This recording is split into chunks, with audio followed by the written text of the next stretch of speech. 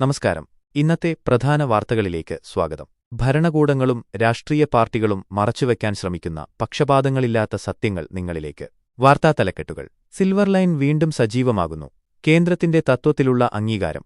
വൻകിട വികസനമെന്ന് സർക്കാർ, ജനവഞ്ചനയെന്ന് പ്രതിപക്ഷം. നാടുനീളെ പ്രതിഷേധത്തിനൊരുങ്ങി ജനം. അധികാര തർക്കങ്ങൾക്കിടയിൽ ജനത്തിന് ഇരുട്ടടി. സംസ്ഥാനത്ത് വൈദ്യുതി നിരക്ക് കുത്തനെ കൂട്ടി. കെടുകാര്യസ്ഥതയുടെ ഭാരം സാധാരണക്കാരന്റെ തലയിൽ. രാജ്യസഭാ സീറ്റിനായി പ്രമുഖ പാർട്ടിയിൽ ഊച്ചില്ല് എൽപ. ചന്ദ്രകല പോര് രൂക്ഷം. പുറമേ ഐക്യം. തിരശീലയ്ക്ക് പിന്നിൽ വിഭാഗീയ പോര് മുറുകുന്നു. വിശദമായ വാർത്തകൾ. 1. കേരള രാഷ്ട്രീയത്തിൽ വീണ്ടും കൊടുങ്കാറ്റുയർത്തി സിൽവർ ലൈൻ പദ്ധതിക്ക് കേന്ദ്ര സർക്കാർ തത്വത്തിൽ അംഗീകാരം നൽകിയതായി റിപ്പോർട്ടുകൾ. സംസ്ഥാന സർക്കാരിന്റെ വികസന സ്വപ്നങ്ങൾക്ക് ലഭിച്ച വലിയ വിജയമാണിതെന്ന് ഭരണപക്ഷം അവകാശപ്പെടുമ്പോൾ ഇത് ജനങ്ങളെ വഞ്ചിക്കുന്ന നടപടിയാണെന്നും ശക്തമായ പ്രക്ഷോഭങ്ങൾ സംഘടിപ്പിക്കുമെന്നും പ്രതിപക്ഷം മുന്നറിയിപ്പ് നൽകുന്നു. മുഖ്യമന്ത്രിയുടെ ഓഫീസ് ഇതിനെ സംസ്ഥാനത്തിന്റെ വികസനക്കുതിപ്പായി ചിത്രീകരിക്കുന്നു. യാത്രാസമയം കുറയുമെന്നും മികച്ച നഷ്ടപരിഹാരം നൽകി പദ്ധതി നടപ്പിലാക്കുമെന്നും സർക്കാർ പറയുന്നു.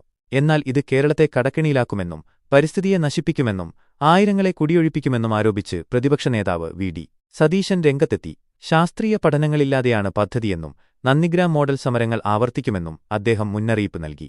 എന്നാൽ ഈ ഉന്നത രാഷ്ട്രീയ വാഗ്വാദങ്ങൾക്കിടയിൽ മാധ്യമങ്ങൾ വേണ്ടത്ര ശ്രദ്ധ നൽകാത്ത ഒരു യാഥാർത്ഥ്യമുണ്ട്. പദ്ധതി കടന്നുപോകുന്ന കോഴിക്കോട്, എറണാകുളം തുടങ്ങിയ ജില്ലകളിലെ സാധാരണക്കാരായ ജനങ്ങൾ ഇതിനോടകം പ്രതിഷേധം ആരംഭിച്ചുകഴിഞ്ഞു. തങ്ങളുടെ കിടപ്പാടവും ഉപജീവനമാർഗവും നഷ്ടപ്പെടുമെന്ന ഭയത്തിലാണവർ. തുച്ഛമായ നഷ്ടപരിഹാരം നൽകി തങ്ങളെ വഴിയാധാരമാക്കാനാണ് സർക്കാർ ശ്രമിക്കുന്നതെന്ന് അവർ ആരോപിക്കുന്നു. ഈ ജനകീയ രോഷവും ആശങ്കയുമാണ് ഈ വാർത്തയുടെ യഥാർത്ഥ കാതൽ.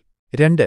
സിൽവർ ലൈൻ വിവാദങ്ങൾക്കിടയിൽ സാധാരണക്കാരന്റെ നടുവൊടിക്കുന്ന മറ്റൊരു തീരുമാനം നിശബ്ദമായി സർക്കാർ നടപ്പിലാക്കിയിരിക്കുന്നു. സംസ്ഥാനത്ത് വൈദ്യുതി നിരക്ക് കുത്തനെ വർദ്ധിപ്പിക്കാൻ റെഗുലേറ്ററി കമ്മീഷൻ അനുമതി നൽകി. ജൂലൈ 1 മുതൽ പുതിയ നിരക്കുകൾ പ്രാബല്യത്തിൽ വരും.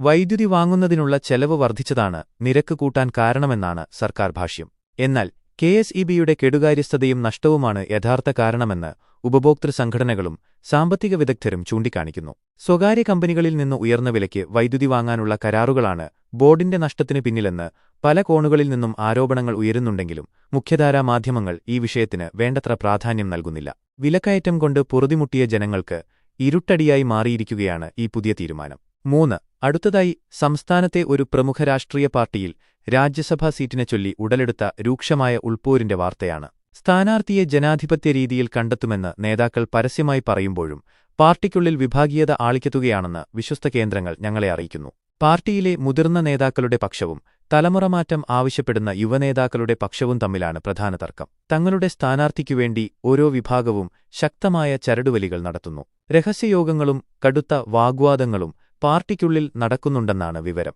ഈ തർക്കം പുറത്തുവന്നാൽ അത് പാർട്ടിയുടെ കെട്ടുറപ്പിനെ തന്നെ ബാധിച്ചേക്കാം. അതിനാൽ പാർട്ടി നേതൃത്വം ഈ വാർത്ത പുറത്തറിയാതിരിക്കാൻ അതീവ ജാഗ്രത പുലർത്തുന്നു. അതുകൊണ്ടുതന്നെ പാർട്ടിയോട് ചായ്വുള്ള മാധ്യമങ്ങൾ ഈ ഉൾപ്പോരിനെക്കുറിച്ച് മൗനം പാലിക്കുകയാണ്.